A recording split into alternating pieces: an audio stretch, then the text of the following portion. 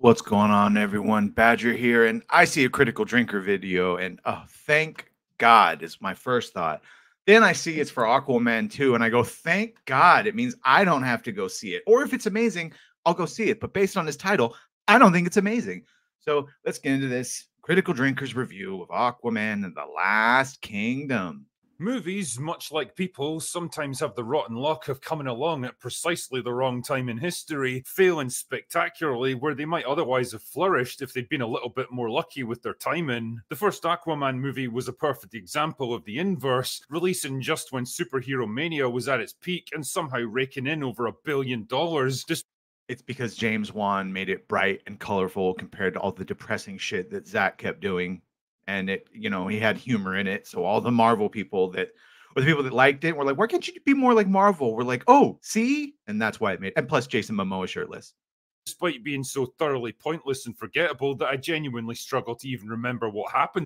And even though she's insane, and we now know with Johnny all the things that happened, Amber Heard is hot. She was hot then. She's still hot. Remember when crazy chicks were always hot? That was the sort of the thing. That was the stereotype. That's all that is. In it. But the times, they are becoming quite different, which brings me along to Aquaman and the Lost Kingdom, the latest movie of the long financial suicide note that is DC on film for the past couple of years, and the final dregs of the once mighty DCU. A film that everyone with a shred of common sense predicted rightly would flop, co-starring one of the least popular actresses in Hollywood, released at the tail end of the worst year for superhero movies since Superman 4, and the sad final dribble of an aborted franchise that's now in the middle of a largely... And you know what? At least 50% of the problem is James Gunn. I'm not even talking about his movie. I'm just saying the way he handled it and the way he basically outright said, oh yeah, none of this shit counts. Nope. That's why all of these movies, look, they weren't going to do great to begin with. But from The Flash, Shazam, Blue Beetle, it's like, you told us you're resetting it. You told us it doesn't count. Why would we go see something that doesn't count? Futile reboot. In short, it's flopping for entirely predictable reasons, most of which have got nothing to do with the quality of the film itself. And that's a bit of a shame when I think about it, because as much as it surprises me to say this, Aquaman 2 is not as bad as you might think. James Wan did decent in the first one, I think. And I, based on the trailers, still might go see it, but that it was going to be like a Lethal Weapon type thing where like a buddy, him and his brother, not buddy cops, but like that same play of back and forth. You serious? I mean, it's not exactly good either, but at least it didn't make me despise the very concept of filmmaking like so much of the other garbage that's come out this year. The movie's... If you watched his Rebel Moon review, it sounded like he was downright angry and offended. Several years after the events of the first film, Aquaman is now the king of Atlantis after overthrowing his evil brother Orm, but he soon finds the business of being king pretty tedious and tiresome, especially his constant clashes with the High Council who pretty much block every decision he tries to make. Which is funny because they totally didn't exist in the previous movie, but oh well. His only source of enjoyment is his private life with his wife and son, and he soon becomes a I would just say something along the lines of Orm, who was his brother, was a tyrant, and he had dissolved the council. But because Arthur is not a tyrant, he allowed the council to resume, even though they were cock blocking him. Thank you. That's what polishing up scripts is. Pay me an exorbitant fee that I can complain about. Doting father figure. But trouble is afoot in the shape of Black Manta, who's back to take revenge for the death of... Which, if nothing else, gave us a dope-ass Black Manta outfit.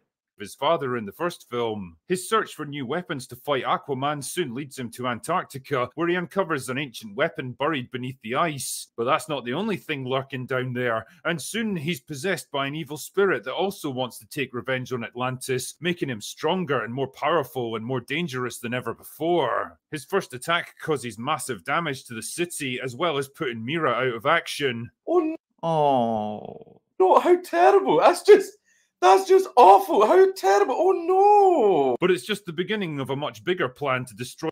I do wonder if that was always going to happen. It sounds like it might have, because you had to have a reason for her not to go with him, and it was always going to be him and his brother. It just would have been funny if it was written in it. So, Amber, I'm sorry, no one likes you. So get in this hospital bed. We're going to pretend you... And here, we're going to hurt you on the throat so you can't speak. destroy the world's oceans and free an entire army of demons imprisoned deep within the ice of Antarctica. With the fate of the world now hanging in the balance, Aquaman's forced to turn to the one man with the knowledge he needs to save it. You know, providing anything even resembling a fresh perspective on Aquaman 2 is going to be a tough one, because basically everything I said about Shazam 2, Blue Beetle, and Black Adam holds true here just as it did for them. Black Adam, that was the one I forgot. The one that they banked everything on their Henry Cavill cameo at the end. It's a moderately entertaining, comprehensively mid-superhero film with some decent character beats, a charmingly old-fashioned central theme of family and fatherhood that does nothing especially ambitious or different, and probably would have made a decent profit if it had come out 10 or even 5 years ago. If this film was a meal, it would be a cheese sandwich with a glass of water, the kind of blandly inoffensive food that nobody's ever going to get excited about eating, but it's unlikely to offend anyone either. I mean, a cheese sandwich and a glass of water is... I might be offended. Except maybe vegans, but I'll take dietary advice from them on the same day I take likability advice from Rachel Zegler. The point I'm trying to make here is that Aquaman 2's biggest shortcoming is probably its own lack of ambition and self-confidence. It's a film so afraid of doing something wrong that it doesn't do much of anything at all beyond... Oh, but Drinker, come on. How could they do anything? You know the handcuffs how the fuck could you fit this movie in any continuity?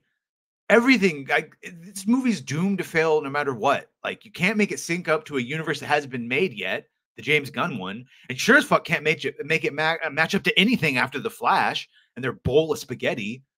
On the most basic, tried and tested story beats that have been done a million times before. Our main character faces an existential threat and has to team up with a former enemy to overcome it. He begins as a reluctant hero who shirks responsibility, but slowly matures into his new leadership role. And along the way, the two men learn to work together and respect each other, ultimately putting aside their differences for the good of their own people. And you know what? I'll probably watch it and enjoy it just for that. Just for that. Like, fuck, I could take a bad movie if it's got at least one good character. Looking at you, Rebel Moon, because you had no good characters. But like, for the brother relationship, I could watch this.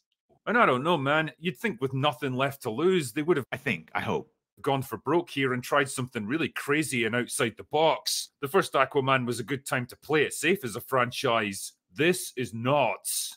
You know what? And I agree. I just have a feeling that they didn't even get that option. That they were like, hey, get your movie out.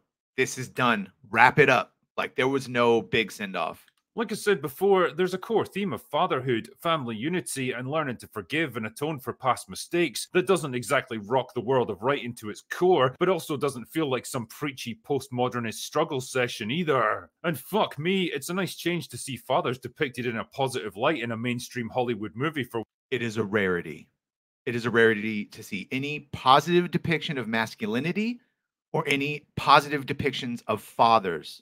Once. You can definitely tell this one wasn't made by Disney. The only hot Han Solo topic issue that the movie really tries to address is environmentalism and global warming. The villain's plot involves burning fossil fuels to raise the ocean temperature and melt the ice caps to release the evil demon army, and yes, the implementation is just as clunky and on the nose as it sounds. But again, ideas like this have been in movies for decades now, and somehow it manages to come across as less obnoxious and vindictive than other... I have less of a problem with those type of messagings when the guy literally lives in the fucking ocean. Yeah, they're probably going to be a bit sensitive and focused on that specific bit. Opponents of the message. The cast are mostly adequate in their roles. Patrick Wilson's always been a favourite of mine, and although he's better than stuff like this, he at least gets to have a bit of fun this time around, and his chemistry with He's using those Watchmen fighting skills. Jason Momoa is good. Speaking of which, Momoa does what he does best in this film, playing Jason Momoa. He's got the same kind of laid-back charisma that he brings to pretty much every role, but I don't know, man. His heart doesn't really seem to be in this one, either because of the endless reshoots or the simple knowledge that this movie was fucked from the beginning. But the thing everyone's probably wondering about is, how much of Amber Heard is in this movie? Well, probably more than you wanted, but less than you might have expected. You can very much tell where the reshoots kicked in because she gets ejected from the movie around the 30-minute mark and doesn't show up again at all until the finale, and even then she barely speaks more than a handful of lines. They've definitely cut her... It must have been so awkward on that set. down to the bare minimum without having to make a whole new movie. And although I don't imagine many people will be happy to see her at all, the plus side is that she doesn't really have much of a presence in the story. Ultimately, Aquaman 2 puts me in a weird place as a critic, because although it's not a terrible film on its own merits, I can't think of any real reasons to recommend it to people. It's a film that goes nowhere, does nothing new or different, doesn't really engage or challenge the audience, and doesn't provide enough stakes or gravitas to keep you invested in what's happening. In short, it's a thoroughly mid superhero movie. I mean, I don't know, maybe if you're really bored or lonely over the holidays, it's a way to kill a couple of hours, I guess, but otherwise, it's just another forgettable superhero flick in a year completely filled with them. And given the complete apathy towards it so far, it seems destined to sink beneath the waves with barely a ripple. Anyway, that's all I've got for today. Go away now. Fine, I will. You didn't have to say it so rude. No. Drinker, as always, is a classic. Yeah, it sounds like if you like Jason Momoa or Patrick Wilson, which I do, this is going to be perfectly normal, fine movie. I'm sure the normies will love it. I don't get the problem. So, and if you like Rebel Moon, this is going to be a masterpiece, probably. But that's it. It's over. The DCEU is over. Let's move on. That's all for now. Go away now.